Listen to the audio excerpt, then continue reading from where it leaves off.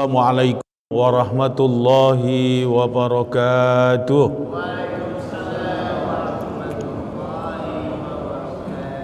Bismillahirrahmanirrahim.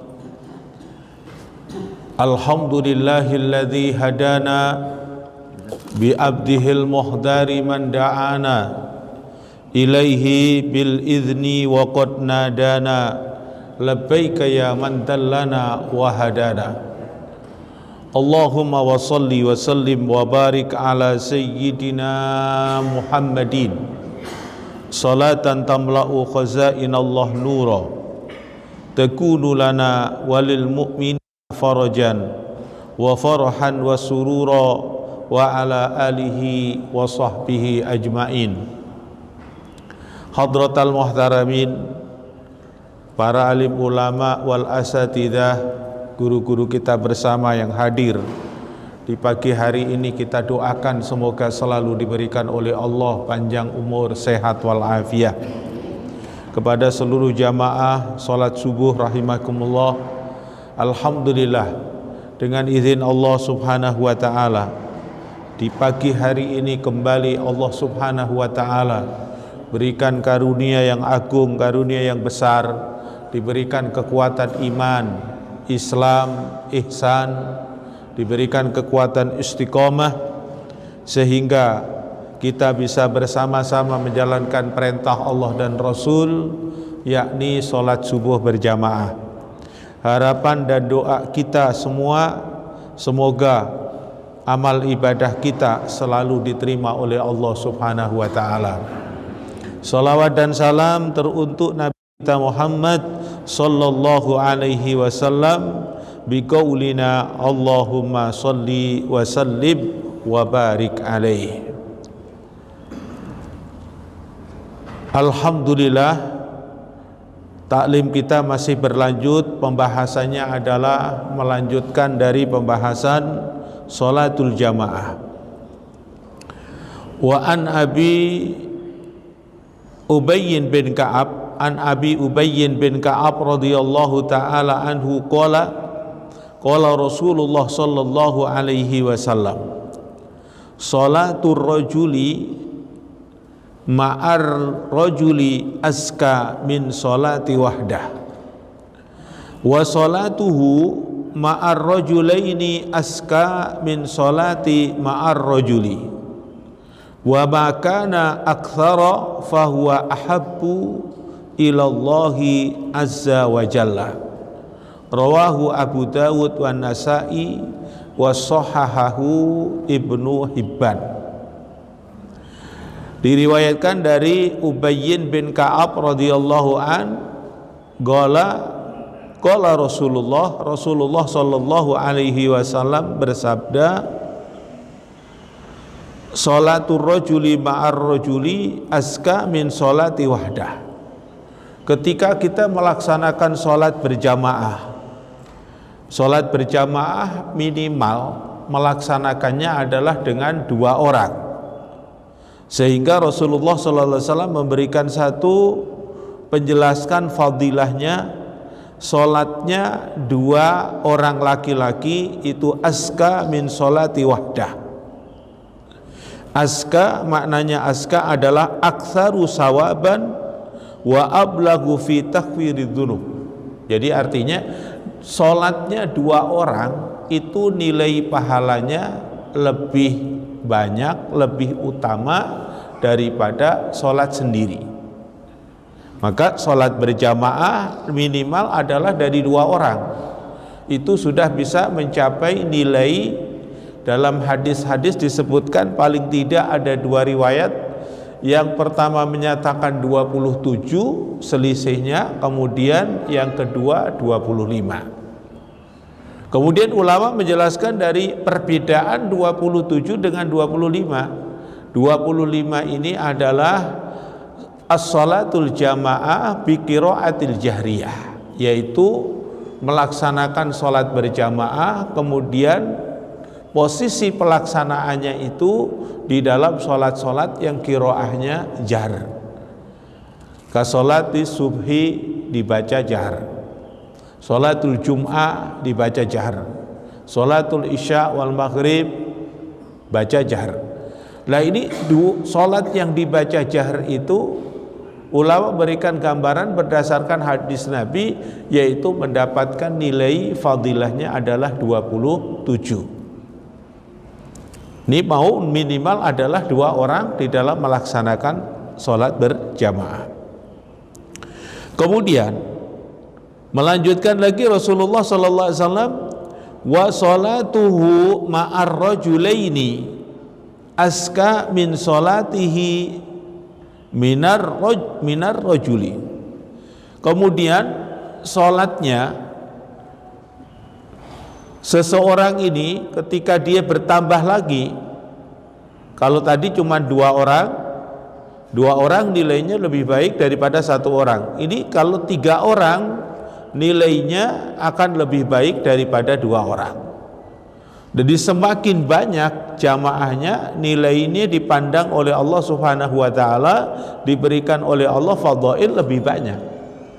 Jadi seumpama di masjid raya ini jamaahnya ada 100 orang, kemudian di masjid lain ada nilainya adalah 75 orang, maka yang di masjid raya ini nilainya adalah lebih banyak dibanding jamaah yang jumlahnya sedikit.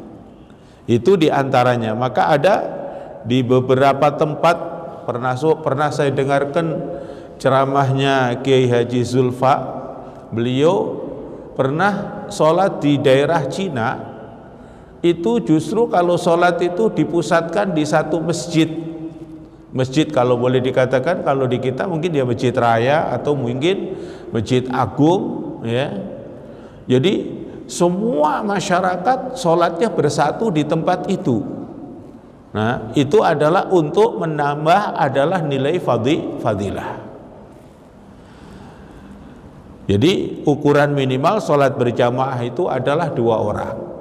Kemudian lebih banyak lagi, lebih bagus lagi, lebih bagus lagi, lebih bagus lagi. Itu nilai fadilah yang diberikan oleh Allah Subhanahu wa taala. Kemudian disambung lagi oleh Nabi, wa ma kana aktsara fa huwa ahabbu ilallah. Ya. Kalau jamaahnya lebih banyak lagi, itu ahabbu ilallah. Jadi tidak diceritakan tentang pahala, tapi cinta Allah diberikan kepada seluruh jamaah yang hadir di situ. Jadi semakin banyak jumlahnya jamaah, ahabbu ilallah, lebih dicintai oleh Allah Subhanahu wa taala. Nilai fadilahnya mudha'afan, kemudian mendapatkan kecintaan dari Allah Subhanahu wa taala. Kalau sudah dicintai oleh Allah, hadirin, sudah dipastikan keridhaannya sudah pasti dapat. Kemudian Allah akan pasti memberikan kemuliaan kepada kita, orang-orang yang dicintai oleh Allah Subhanahu wa taala. As-salatu wasilatun bainal abdi war rabb. Kemudian salat itu adalah alat atau syariat untuk menyambung antara seorang hamba dengan sang penciptanya, yakni Allah Subhanahu wa taala. Kullama kanat ajma'u lil adabi wa aqrabu ilal khusyu'i kana aktsaru ajran wa qabulan. Ketika seorang muslimah melaksanakan sholat berjamaah, dilaksanakan dengan nilai adab yang lebih baik, tata krama yang lebih baik, sesuai dengan apa yang dicontohkan oleh Nabi. Dimulai dari kita bisa mendapatkan shaf awal, barisan yang pertama. Ketika barisan yang pertama sudah penuh, kita membentuk barisan yang kedua, dimulai dari posisi tengah. Jadi bukan di pinggir kanan kiri, tadi diambil dari posisi tengah. Posisi tengah adalah lurusnya imam. Kemudian ketika itu bertambah jamaahnya, ambil posisi kanan. Kanan sudah terisi, ada lagi kanan kiri terus sampai penuh. Selesai shaf yang kedua, mau sambung lagi, ambil lagi di posisi tengah lagi, merupakan shaf ketiga. Begitu seterusnya adab melaksanakan sholatul jamaah. Kemudian ada melaksanakan jamaah yang akan mendapatkan cinta dari Allah, di antaranya adalah dengan tasfiyatus shaf, yaitu diluruskan dan dirapatkan. Diluruskan dan dirapatkan. Nabi suatu ketika Allah berikan satu kekuatan mukjizah. Nabi SAW melihat di sebuah masjid, kemudian di tempat itu melaksanakan sholatul jamaah, kemudian akhlaknya atau adabnya tidak dijalankan dengan baik. Di antaranya akhlak yang tidak dijalankan adalah rapatnya shaf dan lurusnya. Ketika rapat dan lurusnya ini ditinggalkan, akhirnya apa? Nabi Muhammad ditunjukkan oleh Allah ada syaitan kemudian musyakkal. Syaitan itu menjelma. Jelmanya apa? Dinyatakan al-ghanam. Dinyatakan adalah bagaikan kambing kecil. Jadi dia adalah menjelma sebagaimana kambing kecil, kemudian ekornya terputus, berwarna hitam, itu lari-lari di sela-sela shaf itu. Ini adalah yang nampak secara zahir, langsung dipandang oleh Nabi. Kemudian nanti pengaruh ketika setan itu ada di tengah-tengah umat Islam melaksanakan sholatul jamaah, kemudian dia bebas bisa masuk di tengah-tengah umat Islam sedang melaksanakan sholatul jamaah, maka dia akan mudah untuk menggoda kita sebagai orang yang melaksanakan sholatul jamaah. Jadi kekhusyuannya itu terganggu oleh godaan syaitan. Kalau bahasa disebut yuwaswisu fi sudurin nas, dia akan menggoda di dalam alam fikiran dan alam hatinya manusia di waktu sholat. Karena sholat ini untuk mencapai kekhusyuan kan ada 3 amaliyah. Amaliyah yang dikenal dengan fi'liyah, pekerjaannya. Berdiri, kemudian kita laksanakan dengan ruku, i'tidal dan seterusnya. Ini adalah menggunakan kekuatan af'al. Kemudian yang kedua adalah qauliyah. Qauliyah adalah dari sisi ucapan, sehingga sholat itu terisi dengan kekuatan zikir-zikir yang sempurna, mulai dari takbiratul ihram, kemudian ada sunnahnya membaca doaul iftitah, kemudian ada sunnahnya membaca ta'awud, kemudian masuk kepada rukun qiraatu suratul Fatihah, dilanjutkan lagi yaitu mendengarkan qiraahnya imam jikalau posisi sholatnya jar. Kalau sholatnya sir, kita juga disunahkan untuk membaca surah. Kemudian yang paling intinya untuk mencapai kekhusyuan adalah wa qulubuhum, dan hati kita, wa qulubukum, hati kita semua, yaitu hudurul qalbi ilallahi ta'ala, hadirnya hati kita untuk ingat kepada Allah subhanahu wa ta'ala. Lah kemudian kalau setan sudah masuk di tengah-tengah masjid di mana kita melaksanakan sholatul jamaah, lah itulah peranan setan memudahkan untuk mengganggu urusan yang ketiga ini. Urusan yang ketiga, kekhusyuan kita, konsentrasi kita di dalam sholat itu mudah terganggu. Kadang Bapak diganggunya lebih banyak lagi. Dengan apa? Ketika kita menjadi imam, tiba-tiba apa? Dimunculkan oleh syaitan asyukuku fi adati raka'atin, yaitu asyukuk ala adati raka'atin.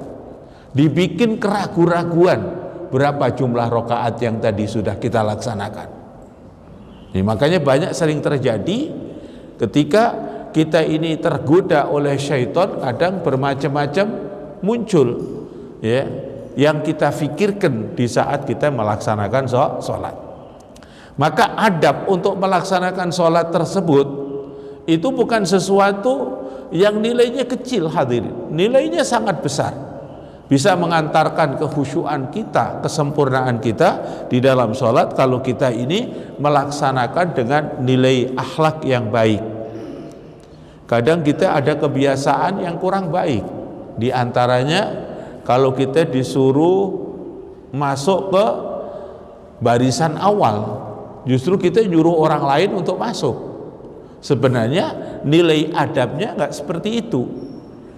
Akhlaknya kita dalam sholatul jamaah selama di shaf awal itu bisa kita dapatkan, kita ambil untuk shaf awal. Yatanaza'un, rebutan kita untuk mendapatkan shaf awal. Artinya kata rebutan ini bukan kemudian menjadi yatanaza'ah kemudian menjadi adawah, tidak. Artinya usahakan kita datang ke masjid itu awal kemudian mendapatkan shaful awal.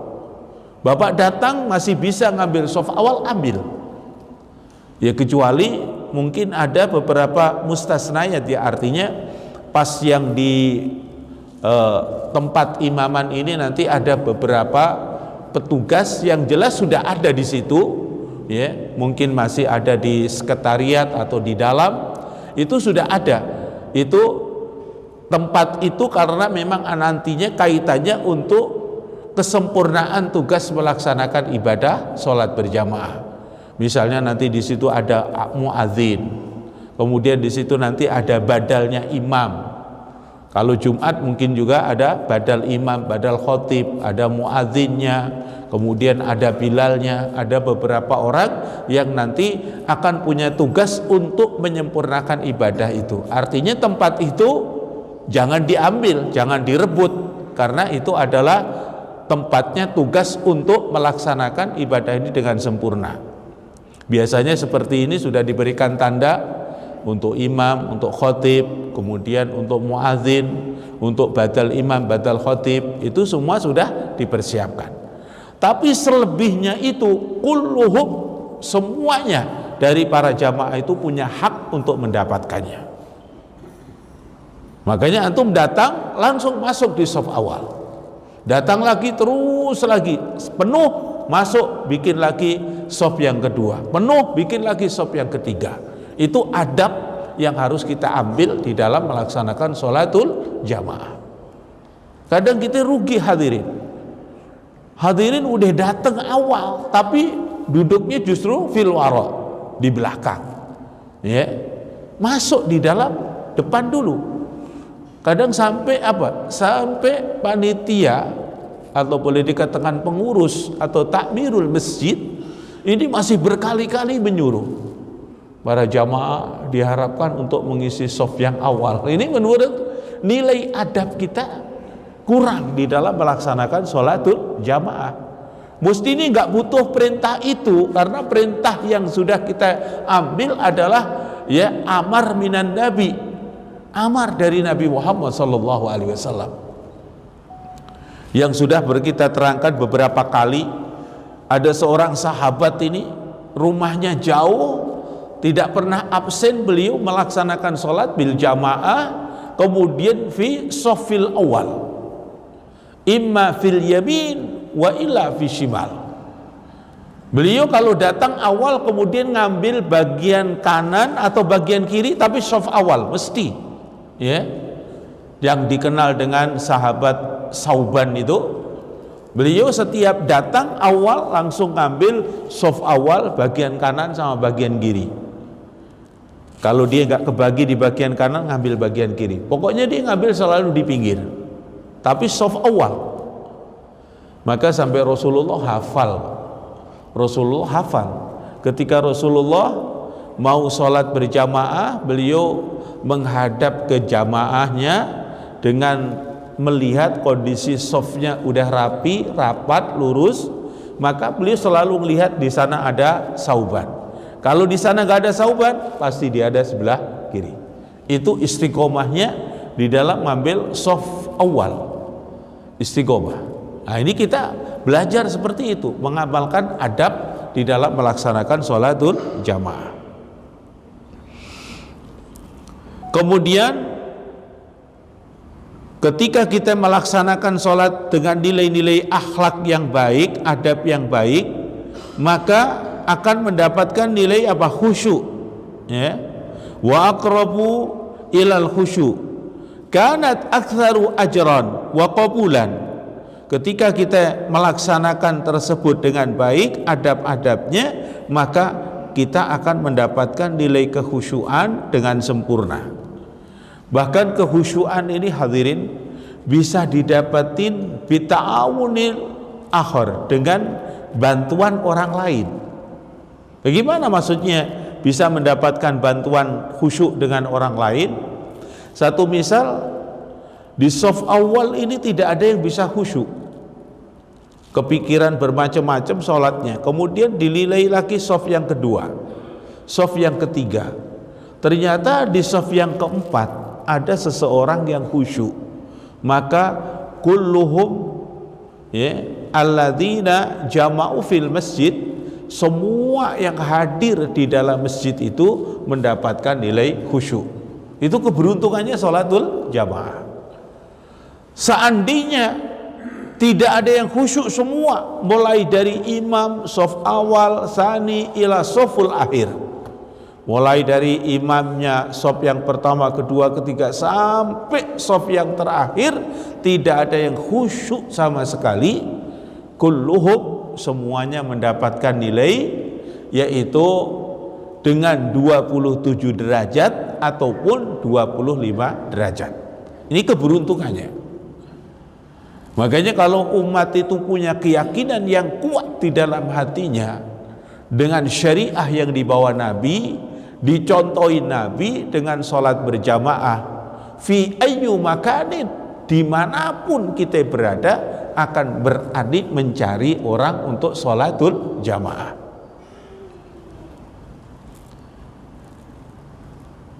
Saya baru sampai, Pak, baru sampai dari Jawa Timur menghadiri acara wisuda putra kami di sana. Kemudian tadi di waktu kita mau sholat maghrib sama sholat isya di tempat istirahat itu, di situ saya sudah siap-siap itu mau melaksanakan sholat, tapi nggak ada teman, Pak, nggak ada teman. Ternyata orang mendahulukan makan dulu. Ya, akhirnya saya cuman sholat syukril wudhu aja, kemudian saya pergi lagi makan, kemudian habis makan saya duduk di samping musolanya itu nungguin orang masuk. Itu diantaranya adalah biar kita dimanapun kita berada untuk bisa melaksanakan sholatul jamaah, ya, sholatul jamaah.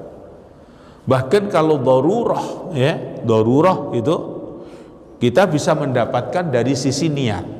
Kalau kita darurah banget, artinya dalam apa? Kita pengen untuk sholat jamaah, tapi ternyata di tempat itu nggak ada orang sama sekali yang biasa diajak untuk sholatul jamaah. Ya, seperti yang kita alami ini tuh. Umpamanya kita udah nggak ada lagi, waktunya sudah nggak ada, karena apa? Sebentar lagi mobil akan berjalan lagi, maka kita dengan niat untuk kepingin sholatul jamaah, tapi tidak ada orang lain yang untuk bisa diajak jamaah, dengan niatnya itu sudah mendapatkan nilai fadilah. Ya, disebut dalam satu ungkapan, niatul mu'min khairun min a'malih. Niatnya itu bisa mendapatkan nilai fadilah daripada amalnya. Hadirin jamaah sekalian rahimakumullah. Kemudian hadis berikutnya adalah menceritakan tentang sholat jamaah ini juga diperkenankan di saat dalam kondisi seorang imam secara ilmu zahir, secara fisik zahir mempunyai satu kekurangan dalam fisik, tapi dalam bab sholatul jamaah dia mempunyai persyaratan-persyaratan yang bisa terpenuhi, yaitu dikisahkan tentang Rasulullah Shallallahu Alaihi Wasallam memberikan izin kepada seseorang yang punya kekurangan dalam fisik, yaitu akma, seorang yang buta. Dia disuruh menjadi imam, ya. Nanti posisi dia ketika disuruh menjadi imam, diantaranya nanti adab yang harus dilaksanakan, dan juga itu membutuhkan petunjuk-petunjuk bagi kita yang diberikan kesempurnaan dalam sisi fadilah zahirnya, termasuk pandangan. Jadi ketika seseorang akma yang dia akan diperintah, diberikan izin untuk memberikan sholat, memimpin sholatul jamaah, dia juga harus memenuhi beberapa persyaratan di dalam haknya untuk melaksanakan sholatul jamaah, termasuk qurra, ahli qurra. Kemudian dalam bab fikihnya juga dia harus faham di dalam ilmu fikih. Di antaranya adalah syarat rukun pelaksanaan sholat harus bisa terpenuhi dengan baik. Kemudian arah, terutamanya arah dan waktu, ya, dia harus tahu bahwa sekarang sudah waktunya sholat. Kemudian arah kiblatnya juga harus diberikan petunjuk. Semua sudah terlengkapi, baru dia adalah ya ummu alal jamaah. Ini ungkapan kisah hadisnya. An Anas radhiyallahu taala anhu anna Nabiyya sallallahu alaihi wasallam istahlafa Ibnu Ummi Maktub ya ummu alan nas wa huwa a'ma. Rawahu Ahmad wa Abu Dawud wa nahu li Ibnu Hibban an Aisyah radhiyallahu taala anha. Kemudian dinyatakan dari Anas radhiyallahu taala anhu, sesungguhnya Nabi Muhammad sallallahu alaihi wasallam istakhlaf. Istakhlaf itu adalah mengangkat untuk menggantikan sebagai imam. Jadi diangkat sebagai seorang imam. Siapa? Ummi Maktub. Ya umun nas, dia ngimami kepada para jamaah. Beliau ngimami kepada para jamaah. Wa huwa a'ma, beliau adalah orang yang dalam kondisi diberikan oleh Allah kekurangan, dalam kondisi buta. Tapi beliau hafizul Quran, beliau juga hafal Quran. Ya, beliau hafal Quran. Maka yang dibutuhkan untuk beliau dibantu dalam sisi apa? Di sisi arah kiblatnya, tempat posisi imamnya, kemudian waktunya kudu sudah masuk, dia harus tahu. Ya. Dan juga orang yang memberikan petunjuk di dalam beliau untuk menjadi imam adalah orang yang amanah, orang yang bisa dipercaya. Takut nanti orang yang nggak benar dikerjain, suruh jadi imam, ngadepnya diarahkan ke yang lain. Jadi kudu ada petunjuk-petunjuk, ya, untuk melaksanakan nilai-nilai akhlaknya di dalam sholatul jamaah. Maka disebutkan tazuju, diperbolehkan imamatul a'ma, seorang imam yang buta, min ghairi karahatin, tanpa ada hukum makruh. Idza kana mu'taniyan bi amrin najasah muhafadzan alal adab faqiha wa tukrahu imamatu idza lam yakun kadzalik. Ya. Jadi seorang imam yang dalam kondisi punya kekurangan buta tersebut, dia tidak ada hukum karohah, tidak ada makruh, diperbolehkan dengan mutlakon, dengan syarat imam tersebut memenuhi persyaratan-persyaratan untuk menjadi imam, kemudian adab-adabnya juga dia mengetahuinya, semua bisa terpenuhi dengan baik, dengan dibantu oleh orang-orang yang amanah, maka dia boleh untuk menjadikan seorang imam dalam kondisi dalam keadaan buta. Idza lam yakun kadzalik wa qad istahlafa sallallahu alaihi wasallam Ummi Maktub alal Madinah salah satu asyara maratan. Bahkan Rasulullah itu pernah menyuruh itu bisa terdeteksi berapa jumlah ketika beliau disuruh untuk menjadi imam di Masjid Nabawi pada masa itu sampai dinyatakan adalah salasa asyarata marratan. Jadi sampai 13 kali Ummi Maktum ini disuruh untuk menjadi imam. Ummi Maktum yang terkenal adalah beliau adalah melaksanakan azan, ya. Beliau melaksanakan azan. Melaksanakan azan nanti kalau sudah diberikan isyarah, ya Ummi Maktum qad dakhala waqtus shalah. Hai Ummi Maktum, udah waktunya sholat, maka dia mengumandangkan azan. Di salah satu muadzinnya Nabi adalah Ummi Maktum. Kemudian yang paling istimewa adalah Bilal bin Rabah. Berarti dia adalah punya kelebihan. Kelebihannya apa? Bisautin hasanin, dengan suaranya yang indah luar biasa. Ya. Kalau Bilal bin Rabah suaranya indah, lantang sekali, maka beliau dalam catatan sejarah, ya, tidak pernah ada kisah ketika beliau di Madinah pada masa itu untuk menjadi imam pengganti Nabi, tidak. Tapi kalau Ummi Maktum ini sering disuruh untuk menggantikan Nabi, ya, termasuk badal imam.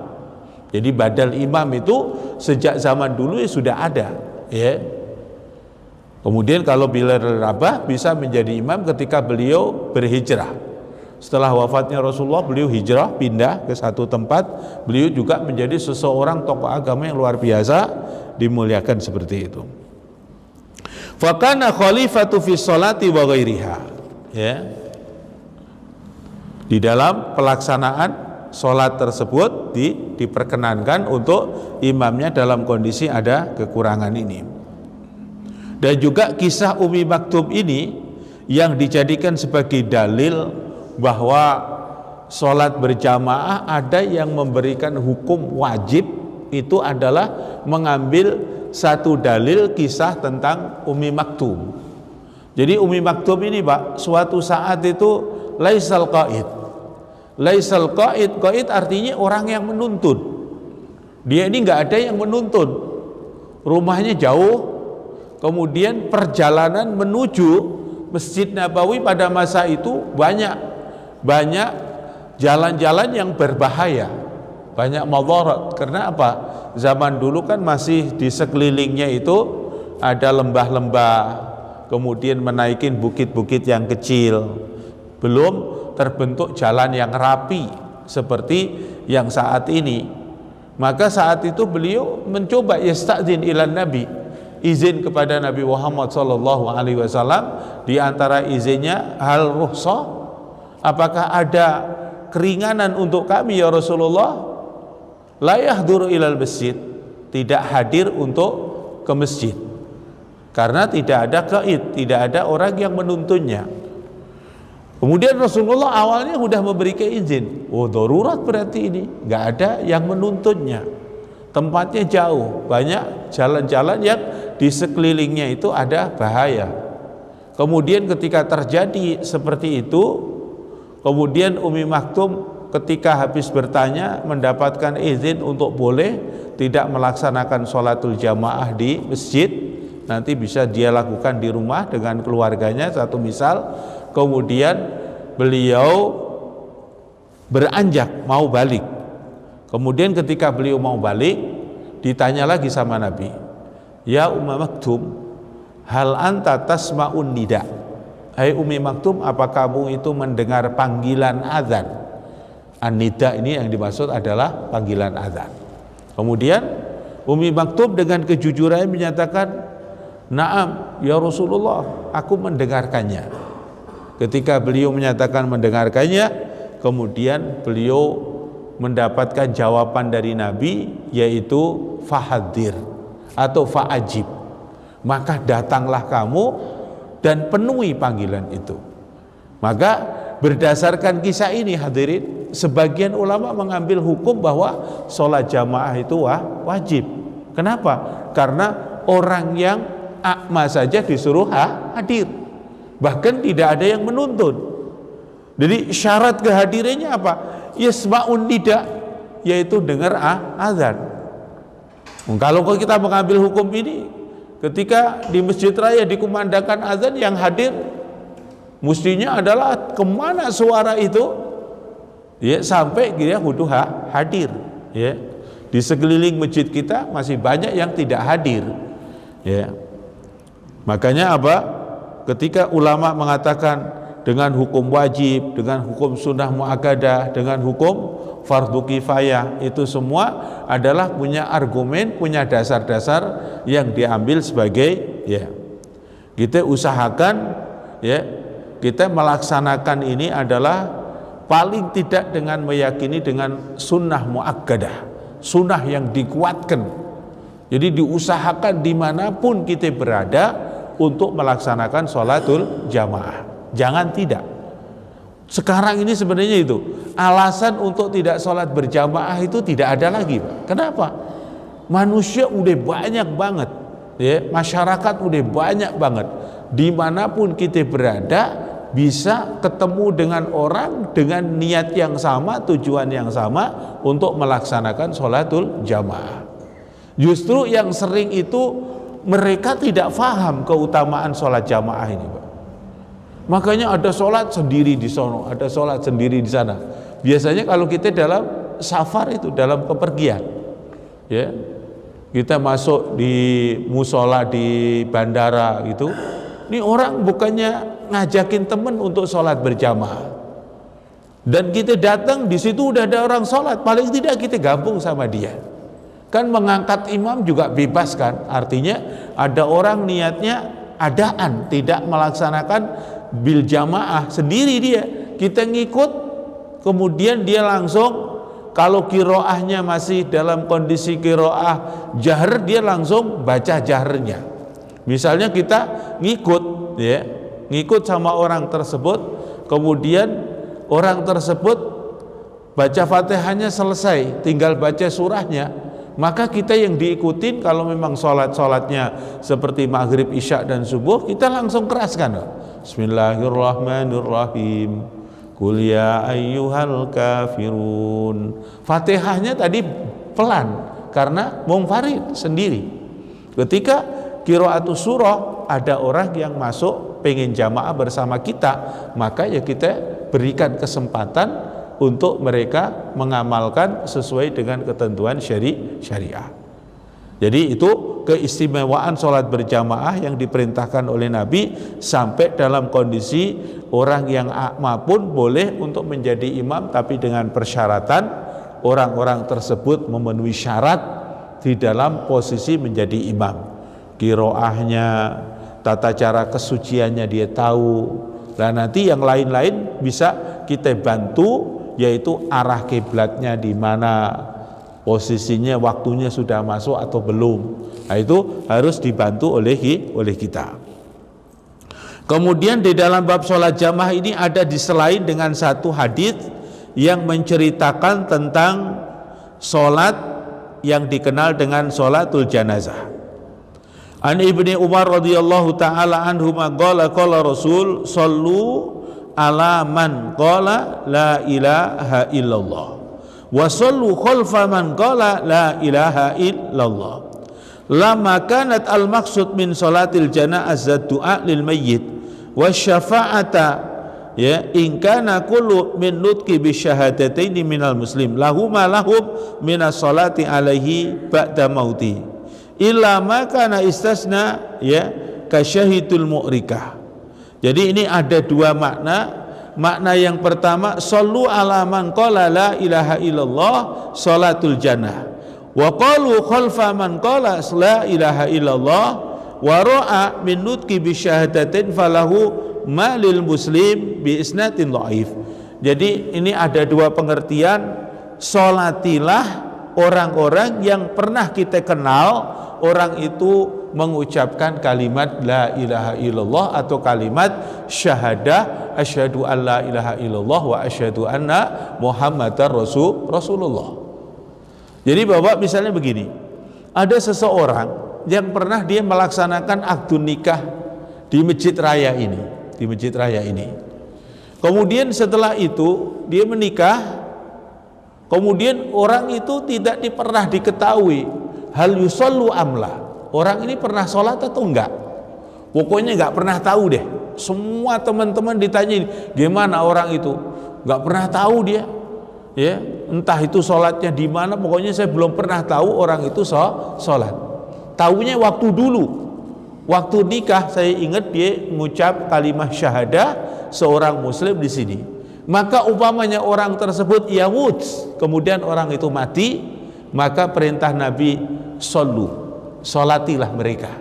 Orang yang itu suruh salatin. Walaupun kita cuma mengenal kalimat itu diucapkan sekali saja, dia mengucap kalimat asyhadu an la ilaha illallah wa asyhadu anna muhammadar rasulullah. Begitu juga Bapak kebalikannya, ada orang seumur hidupnya la yusalluna wala yasumuna, ora pernah puasa, nggak pernah sholat, kita saksi semua tahu. Giliran dia wafat itu, ya, dibimbing sama keluarganya, dibimbing sama yang nungguin itu bisa mengucap kalimat la ilaha illallah atau mengucap kalimat asyhadu an la ilaha illallah wa asyhadu anna muhammadar rasulullah summa yamutu, kemudian orang itu mati. Maka kita punya kewajiban untuk melaksanakan kewajiban fardu kifayah.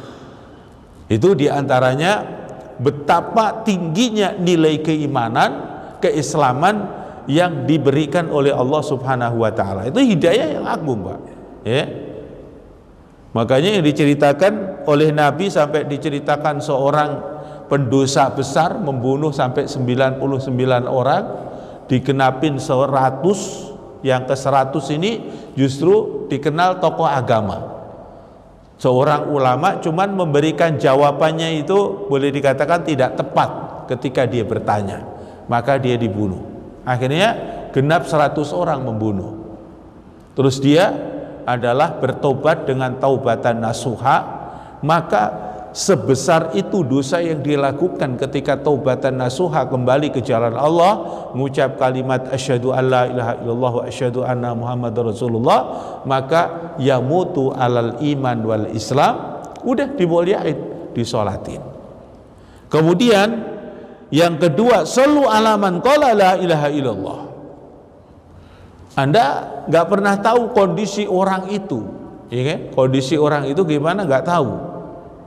Tapi orang tersebut Anda meyakini dia adalah seorang muslim, seorang yang mengucap kalimat syahadah. Maka ketika dia menjadi lagi sholat begitu, Pak, siapa aja itu, seorang muslim lagi menjadi sholat, imam dia menjadi sholat, kemudian sholatnya dalam kondisi sendiri, terus Bapak datang makmum kepada dia, siapa saja, ya, nggak usah ngelihatin ini posisinya gimana. Ketika kita mau sholat, tiba-tiba ada orang udah duluan, Bapak nggak usah melihat penampilan zahirnya bagaimana. Yang penting kalau dalam pandangan hukum syariat dia memenuhi syarat di dalam melaksanakan sholat. Pakaiannya secara zahir bisa dinyatakan suci, auratnya tertutup dengan baik, terus Bapak langsung makmum aja seperti itu. Itu namanya adalah sallu ala man qala la ilaha illallah. Itu adalah perintah Nabi Muhammad sallallahu alaihi wasallam. An Ali bin Abi Thalib radhiyallahu taala qala idza ata'ahnu shalah wal imamu ala hali fal yasna kama yasnaul imam, rawahu Tirmidzi. Hadis terakhir tentang salatul jamaah, ketika kita melaksanakan salat berjamaah dimanapun kita berada, maka masuklah ke masjid itu melaksanakan salat berjamaah sedapat-dapatnya yang kita dapetin imam tersebut melaksanakan. Jadi imam misalnya lagi posisi i'tidal, Allahu Akbar, kita masuk, imamnya pas sami Allahu liman hamidah, kita Allahu Akbar, berarti kita ketemu dengan posisi i'tidalnya imam. Kemudian imam langsung sujud, kita juga ikut sujud. Lah, rokaat yang pertama kita dapetin dengan i'tidal imam, tidak dapetin rukuk tersebut, la yu'addu birrokaah, tidak dihitung kita mendapatkan rokaat. Berarti nanti kita akan mendapatkan rokaat itu di mana kita bisa mendapatkan rukuknya imam. Maka nilai kita i'tidal tersebut mendapat nilai pahala, tapi tidak terhitung jumlah rokaat. Jadi kita makmum sedapatnya, Pak, sedapatnya. Jadi makmum itu sedapatnya. Imam udah tahiyat akhir, ya udah kita ikut tahiyat akhir. Itu sudah mendapatkan bagian sholat berjamaah, walaupun hanya juz'an qalilan, bagian sedikit daripada sholat berjamaah. Syukur nanti ada orang yang paham, setelah kita masbuk berdiri lagi ada orang yang ikut bersama kita, nanti akan menjadi sempurna. Alhamdulillah tentang bab sholat jamaah selesai.